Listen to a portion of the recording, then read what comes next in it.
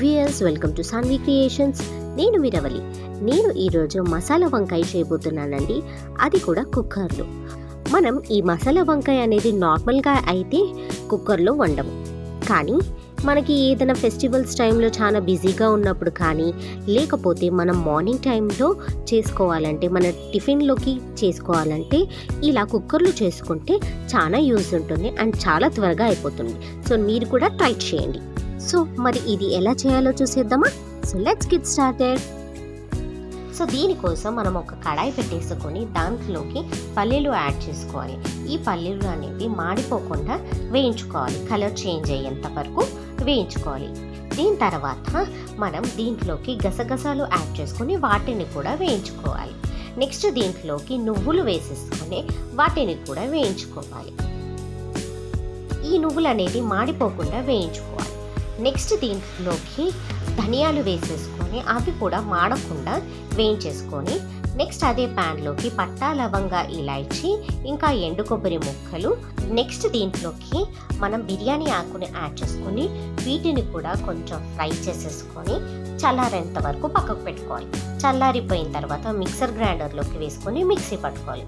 ఇవన్నీ మిక్సీ పట్టేసిన తర్వాత ఒక నిమ్మకాయ సైజ్ అంతా చింతపండు వేసుకోవాలి. నెక్స్ట్ మన టేస్ట్కి సరిపడా అంత ఉప్పు, ఒక 1.5 స్పూన్ అంత కారం, నెక్స్ట్ ఇలా కట్ చేసుకొని పెట్టుకున్న ఆనియన్స్, ఒక 2 ఆనియన్స్, ఇంకా కొత్తిమీర వేసుకోవాలి. అన్నీ వేసుకొని మిక్సీ పట్టి పక్కన పెట్టుకోవాలి.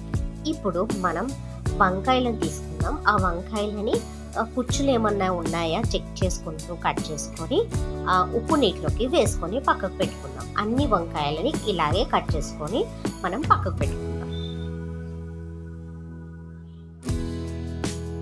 ఇప్పుడు మనం ఒక కుక్కర్ తీసేసుకొని దాంట్లోకి ఒక 4 టేబుల్ స్పూన్ అంత ఆయిల్ వేసుకుందాం. ఆయిల్ వేసుకున్న తర్వాత పట్టా, లవంగా, ఇలాచీ అన్నీ వేసేసుకోవాలి దీంట్లోకి. నెక్స్ట్ పట్టా, లవంగా, ఇలాచీ వేసేసిన తర్వాత దీంట్లోకి ఒక 2 పచ్చిమిరపకాయలు కూడా కట్ చేసుకొని వేసుకోవాలి.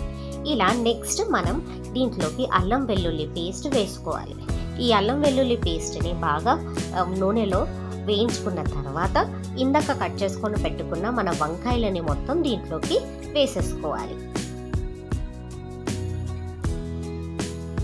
ఈ వంకాయలు మొత్తం అన్ని దీంట్లోకి వేసుకున్న తర్వాత ఒకసారి వీటిని నూనెలో కలిపేసిన తర్వాత మనం దీనిపైన మూత పెట్టుకొని మగ్గించుకోవాలి. ఇవి మగ్గేంత వరకు మనం ఫ్రై చేసుకోవాలి. మూత పెట్టుకున్న తర్వాత ఒక 5 మినిట్స్ పెట్టేస్తే సరిపోతుంది. ఇప్పుడు ఇలా మగ్గిపోయి ఉంటాయి మన వంకాయలన్నీ. దీంట్లోకి మనం మిక్సీ చేసి పెట్టుకున్న పేస్ట్ మొత్తాన్ని దీంట్లోకి వేసేసుకుందాం. ఈ పేస్ట్ మొత్తాన్ని దీంట్లోకి వేసేసుకున్న తర్వాత నెమ్మదిగా వంకాయలు అనేది విరిగిపోకుండా ఈ పేస్ట్ మొత్తాన్ని కలుపుకోవాలి. ఇలా కలుపుకున్న తర్వాత మనకి ఎంత వాటర్ అయితే కావాలో అన్ని వాటర్, ఒక గ్లాస్ అనే వాటర్ వేసేసుకొని కలిపేసుకొని కుక్కర్ మూత పెట్టుకోవాలి. ఇప్పుడు 3 విజిల్స్ వచ్చిన తర్వాత ఓపెన్ చేసుకుంటే మనకి ఇలా నూనె పైకి తెస్తుంది. ఇప్పుడు మనకి ఏ కన్సిస్టెన్సీలోకి అయితే కావాలో అంతవరకు పెట్టేసుకొని సర్వింగ్ బౌల్లోకి తీసేసుకోవడమే. ఇలా సర్వింగ్ బౌల్లోకి మొత్తం అంతా తీసేసుకున్న తర్వాత దీన్ని కొత్తిమీరతో గార్నిష్ చేసేసుకుందాం. సో చూసేసారు కదండి, ఎంతో సింపుల్ అయిన మసాలా వంకాయ మనం కుక్కర్లో చేసేసుకుంటే ఎంతో టైం సేవ్ అవుతుంది. మార్నింగ్ టైమ్స్లో కూడా ఎంతో ఫాస్ట్గా అయిపోతుంది. సో మీకు కనుక ఈ వీడియో నచ్చినట్టయితే లైక్ చేయండి, షేర్ చేయండి, కమెంట్ చేయండి, అలాగే సబ్స్క్రైబ్ చేసుకోవడం మర్చిపోకండి. Sanvi creations. Thank you for watching. నేను నా ఛానల్ ఎలా సబ్స్క్రైబ్ చేసుకోవాలో చూపిస్తాను. ఫస్ట్ సాన్వి క్రియేషన్స్ అని యూట్యూబ్ ఓపెన్ చేసి సెర్చ్ చేయండి. అక్కడ సాన్వి క్రియేషన్స్ ఫస్ట్ వచ్చింది, ఓపెన్ చేయండి. నెక్స్ట్ మీకు ఇక్కడ ఎల్లో కలర్లో కనిపిస్తుంది నా ఐకాన్, అది ఓపెన్ చేసి ఏదన్నా ఒక వీడియో ఓపెన్ చేసుకుని మీకు చూడాలనిపించిన వీడియో ఓపెన్ చేసి దానికి అక్కడ హ్యాండ్ సింబల్ ఉంది కదా, దాన్ని లైక్ బటన్ లైక్ చేయండి. షేర్ చేయాలంటే దాని పక్కన ఉంది కదా, వాట్సాప్లో ఎక్కడైనా షేర్ చేసుకోవచ్చు మనము.